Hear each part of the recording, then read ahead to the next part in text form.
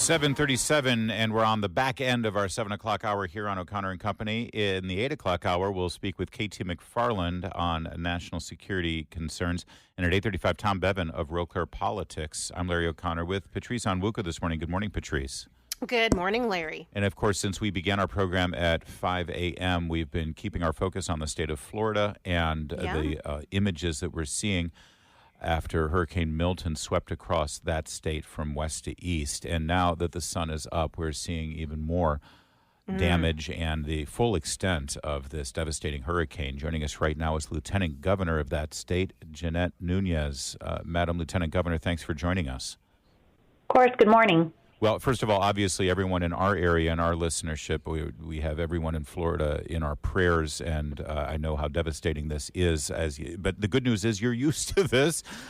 Florida seems well equipped to be prepared and respond. Right now, what is the focus of the state as they start to assess the damage? So, of course, this is upon the heels of another major hurricane, Hurricane Helene, and getting ready and preparing for Hurricane Milton. What has been our primary focus, of course, is encouraging people to take the necessary precautions to keep themselves and their loved ones safe. As the storm passed, we wanted to make sure that we were out and addressing any search and rescue missions. So that happened, of course, shortly after when it was safe for them to do so. We're going to continue to focus on helping folks with recovery and rebuilding. But the most important thing right now, of course, is preservation of life and any outstanding requests for assistance, medical evacuations, et cetera. But then now the tedious work of power restoration, which I believe as of early this morning, 3 million households were without power. So that's going to be a challenge. And then, of course, helping people rebuild, as I said, on the heels of another hurricane. Well, I mean, it's certainly, if there's a state that's well equipped to help with the recovery effort and to help, Floridians get back on their feet, it's your administration. Do you feel like this administration, like Florida, is fully supported by the federal government, or are there areas where you would like to see Washington provide additional support? So the governor had been very focused on making sure we had what we needed. The state of Florida, as you mentioned, is a well-oiled machine as it relates to dealing with hurricanes. So we've had, unfortunately, a number of hurricanes to contend with over the last couple of years, but we made sure that we had our urban search and rescue teams. We mobilized the largest mobilization of our Florida National Guard in state's history. We had just a tremendous amount of linemen. And then, yes, everything that the governor has requested of the federal government to this point has been approved.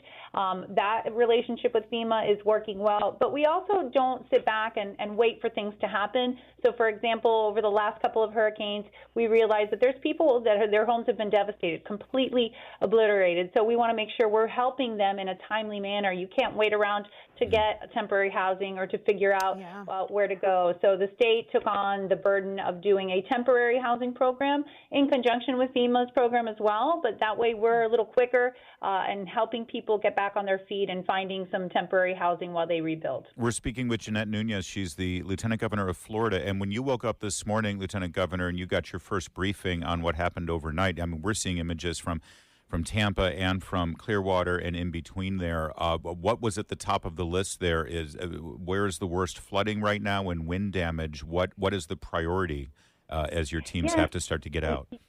Yeah, and indeed, this storm, it was so massive and so large, and it cut across the state, right? So when you're dealing with a hurricane, and typically with the area where it makes landfall, that will be where you focus, where you prioritize. But since it did cut across both coasts, saw storm surge, both coasts saw tornado activity, heavy rainfall, flooding. And so we're going to continue to assess. We have our Florida Department of Transportation out there right now assessing roads, inspecting bridges, making sure those roadways are clear. That is going to be an area of priority for the governor. And then as we continue to analyze and assess if there are people in danger, I'll tell you one of the biggest problems we have is post-hurricane.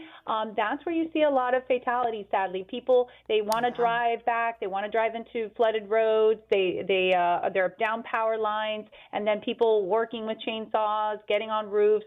So we're encouraging people to be safe even after the storm, because that is a big risk for a lot of folks. Well, that's good. We know some Floridians who have come up here to D.C. to escape the storm, so they should just stay here. We got Navy football on Saturday. We got the Ravens and the Commanders playing on Sunday. Just stay through the weekend, and then you can get back home.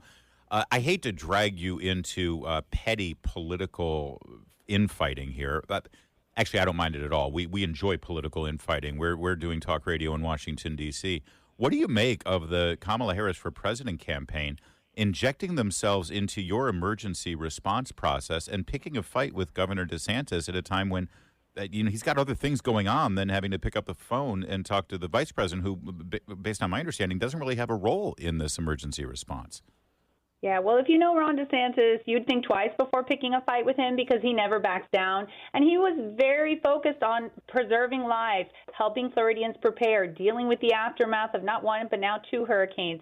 And so he normally, when he is working through these hurricanes, he's got this down to a science. He requests of the president the pre-landfall declaration, the disaster declaration, working with FEMA. So she really has no role to play. And for her to say that he's irresponsible or that he's playing games, I'll tell you what, I think that she made a fool of herself, and I don't think anyone thinks she has any role to play whatsoever. Thank God. Well, just for the record, since you've been there in your position and you've dealt with these emergencies, have you ever had to deal with in any way in an official capacity the Vice President of the United States?